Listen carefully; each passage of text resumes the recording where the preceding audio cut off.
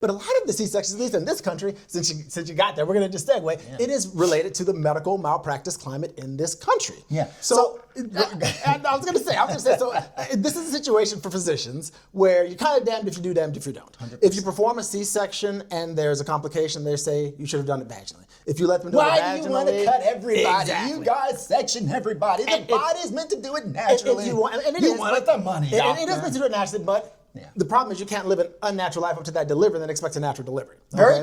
Damn, dude, that is a t-shirt. That is so true. Thank you. No, that is so true. So many people are not living a healthy life, but when it comes to the birth, they want to have a healthy, natural birth. But you weren't eating well during the pregnancy. You weren't exercising during the pregnancy. You made bad dietary decisions in the years leading up to the pregnancy.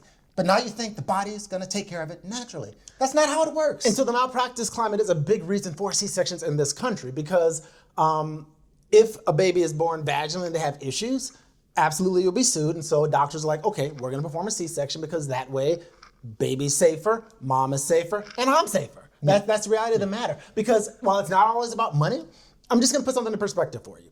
So most doctors' malpractice insurance, we have what we call a 1 million, 3 million cap. So that means that for each case, you're covered for up to $1 million. For the lifetime of your insurance, you're covered for up to $3 million.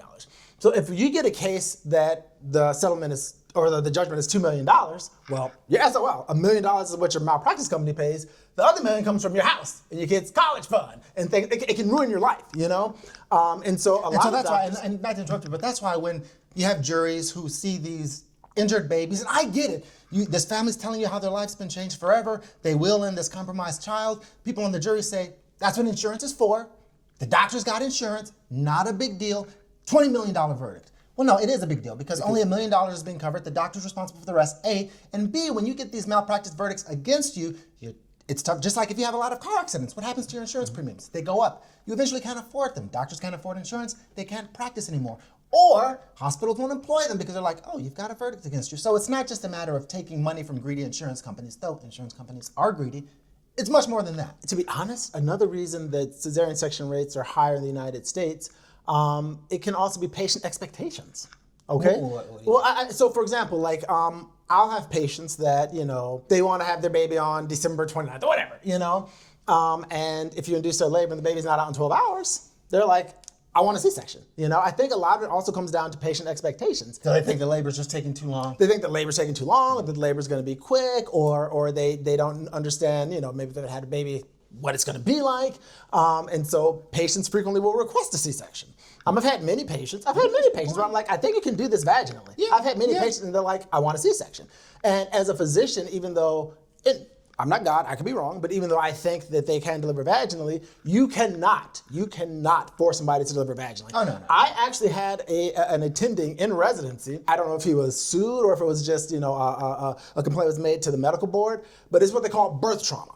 If somebody says, I want to have a C-section, and you force them to deliver vaginally, you can be criminally prosecuted for violating their body as you would be if you stabbed them or robbed them or did anything else. Yeah. So that is also a reason why C-section rates are higher in this country. Patients have agency. Have agency, and so they can request things, and as long as their request isn't, like they can't say, chop off my right arm because I want to get a handicap placard. Well, no, the agency doesn't take effect there. But if they say, yes, I know you say I can deliver vaginally and my body's capable of doing it, but I do not want to do it for emotional reasons, psychological reasons, physical reasons, and you force them to do it, you're right. You can find yourself in trouble. And again, and I think that's where litigation comes in. Unfortunately, litigation and fear of litigation drives so much in this country. And I'm just going to give you a few stats, right?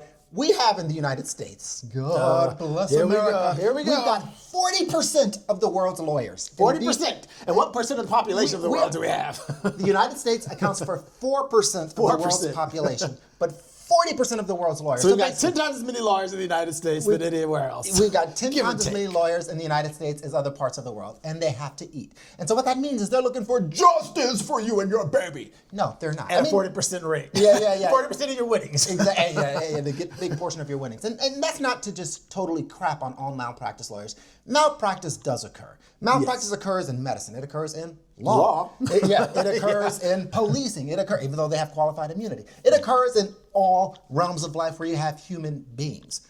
But the malpractice climate in the United States is toxic. It is toxic. And what ends up happening is people get the health care that they deserve. And the healthcare you deserve is dictated in part by whether or not you rein in bad actors. And a lot of malpractice attorneys are bad actors. And this is the issue, and it may be getting a little esoteric, it may be getting off the topic, but I really think it's not. It all comes down to our legislature. The majority of lawmakers, you have maybe like one or two physicians in these legislatures. They are lawyers. They are lawyers. So you're asking them to police themselves. So you're asking them to police themselves. And so lawyers are not going to cap verdicts. They want a 20, 40, 60, $100 million verdict because they get 20, 30, 40% of that. Exactly. So I'm going to be a legislator forever. I'm going to be out there in private practice again, and I want me a $20 million verdict. Yeah. And so and that's a big part of it. And so the legislature is not looking out for doctors, nurses, healthcare providers, but they're also not looking out for patients. Because I've said this, like you just said, you kind of get the healthcare you deserve, but people don't really know they're getting the healthcare they deserve because they don't know that they are creating this issue. They don't know that they're part of this problem. Right. They don't understand that, that the legislatures who they're electing are biased when it comes to this, and they don't understand the ramifications. I won't mention names, but we kind of somewhat related. We have a family member, kind of an extended family member, who took a tumble on stairs and hurt themselves. And they sued somebody's homeowner's insurance, right? And this, because they're like, yeah, I'm gonna sue your homeowner's insurance, nothing personal, that's what insurance is for. But again, when you do that, your insurance rates go up, and it's not free money. It's not free money. The money comes from somewhere. And it comes from us, and it comes from the patients. And what ends up happening as well is because malpractice is a real thing, it does happen.